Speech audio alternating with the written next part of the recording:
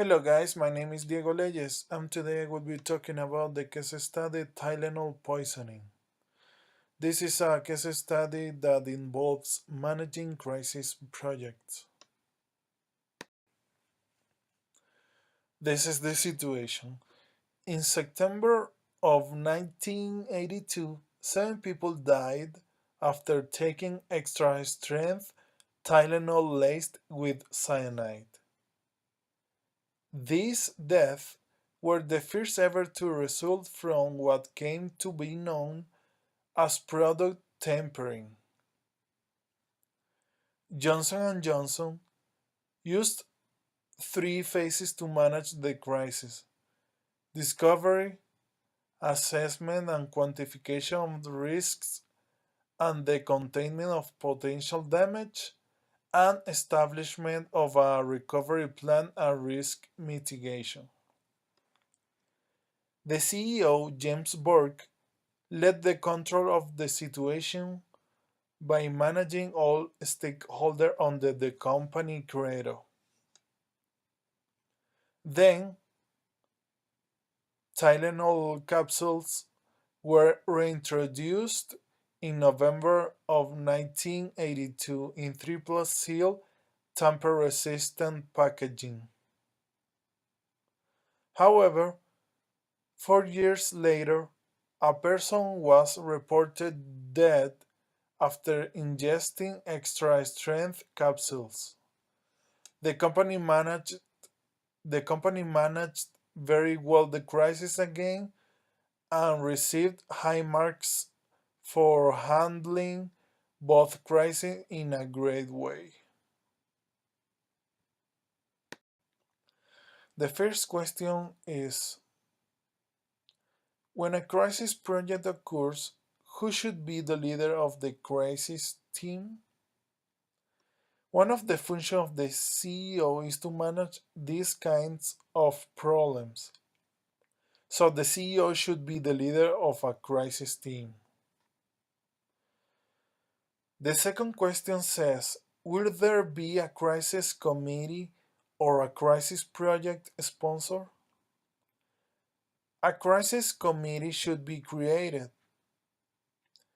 And on this scenario, Johnson and Johnson made a crisis management team that used the three phases mentioned before. The third question is, how important is effective communication during a crisis? I think it is extremely important because it helps you to bring solutions. For example, the CEO provided all information to media and answered all questions by saying the truth, so media trusted him.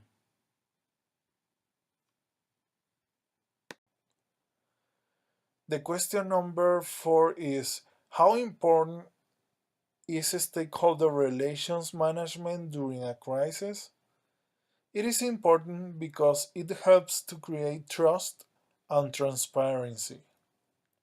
On this case, the company gave all information to every stakeholder and made them know what was happening. The next question says, should a company immediately assume responsibility for a crisis?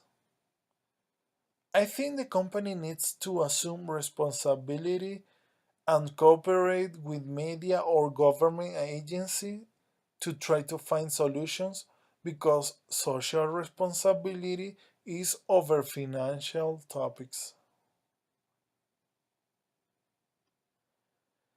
Question number 6. How important is response time when a crisis occurs? Well, time is critical and essential, so the crisis team needs to act as soon as possible. For example, on this case, the team created three phases that needed to be applied in days. Okay, question number 7. How important is to show compassion for people that may have been injured? As the lesson learned on this case, the company must display a social consciousness as well as sincere concern for people, especially victims and their families. Therefore, it is very important to show compassion for people injured in a crisis. Question number 8. How important is it to maintain a paperwork trail? Well, investigations and research should be documented as well as solutions. Doing that will help to find solutions in future alike crises. And last question. How important is it to capture lessons learned? Having all documented, a lesson learned can also be documented. So in the future, it could work as a source of solutions. It is also important to know what mistakes were made in order to avoid them in the future.